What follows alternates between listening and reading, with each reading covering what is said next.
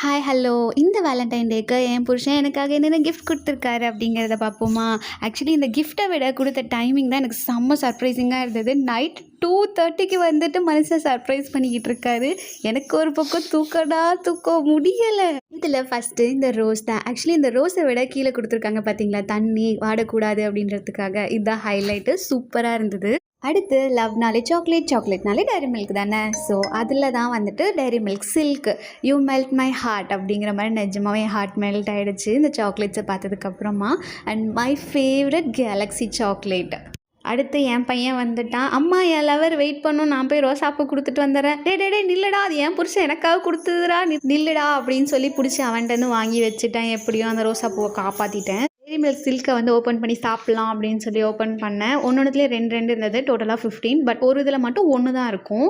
உள்ளே இப்படி தான் இருந்தது. சாக்லேட் மெல்ட் ஆகிடுச்சு. இதே நாள் போன வருஷம் எனக்காக என் புருஷன் இந்த கிஃப்ட் தான் கொடுத்துருந்தாரு. Heart shape pizza. பார்த்தீங்களா, தலைவர் வித்தியாசமாக யோசிச்சிருக்காரு.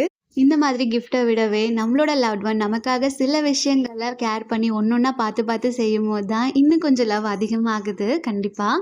சரி, நம்ம புருஷன் நமக்கு எங்கேருந்து சர்ப்ரைஸ் பண்ண போகிறாரு அப்படின்னு நினச்சிட்டு நான் வேறு செல்ஃப் லவ் அப்படிங்கிற பேரில் இப்போ ட்ரெண்டிங்கில் இருக்கல லவ் பேர்லை வந்து ஆர்டர் பண்ணிட்டேன். அண்ட் இன்னும் அது டெலிவரி ஆகலை. மேபி இன்றைக்கி டெலிவரி பண்ணிடுவாங்கன்னு நினைக்கிறேன். அன்பாக்சிங் வீடியோ நெக்ஸ்ட் வீடியோவில் போஸ்ட் பண்ணுறேன். சரி, நெக்ஸ்ட் வீடியோ. பாய்.